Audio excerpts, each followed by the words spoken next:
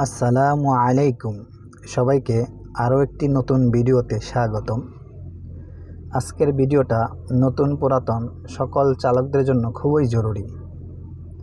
গাড়ি রাস্তায় চললে যে কোনো সময়েই নষ্ট হতে পারে অথবা সামান্য ত্রুটির কারণে অনেক বড় ভোগান্তির সম্মুখীন হতে পারেন।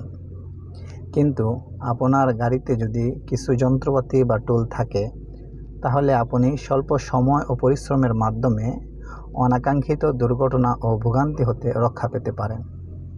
চলুন তাহলে গাড়িতে অবশ্যই রাখার মতো প্রয়োজনীয় যন্ত্রপাতি বা টুল সম্পর্কে পরিচিত হওয়া যাক।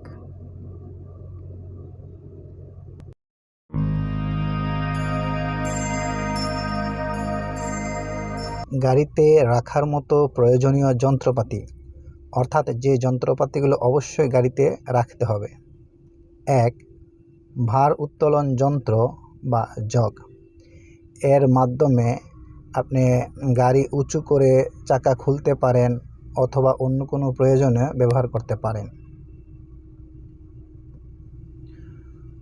2. Wheel range. এর মাধ্যমে আপনি চাকার কোনো সমস্যা হলে চাকাটি খুব সহজেই খুলতে পারবেন। 3. 10 বা 12 নম্বর ডালি বা গুটি।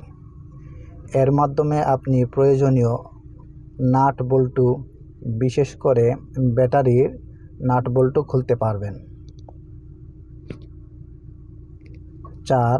Screw driver. Star screw driver অথবা ফ্ল্যাট স্ক্রু ড্রাইভার। 5. সিলার রেঞ্জ। এর মাধ্যমে আপনি বড় বড় নাট বল্টুগুলা অথবা যে কোনো ধরনের নাট বল্টু খুব সহজেই খুলতে পারবেন, চাকাও খুলতে পারবেন। 6. হেল্পিং তার অথবা স্টার্টার ওয়্যার।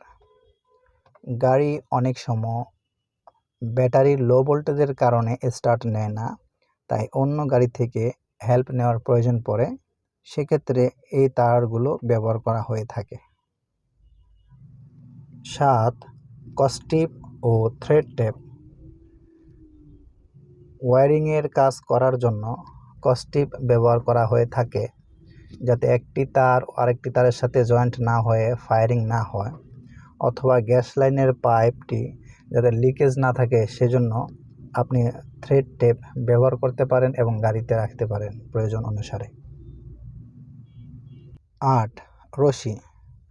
গাড়ি রাস্তায় নষ্ট হতেই পারে, সেক্ষেত্রে গ্যারেজ পর্যন্ত নিয়ে আসার জন্য অথবা আপনার বাসা আনার জন্যে মজবুত রশি ব্যবহার করা হয়ে থাকে, আর এটা খুবই জরুরি।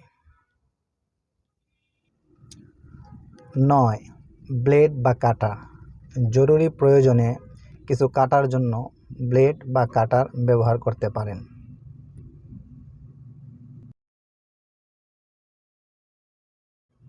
10. টাই ক্লিপ।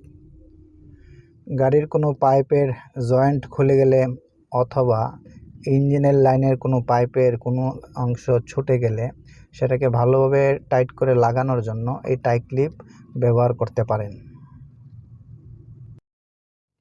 11. যোগান।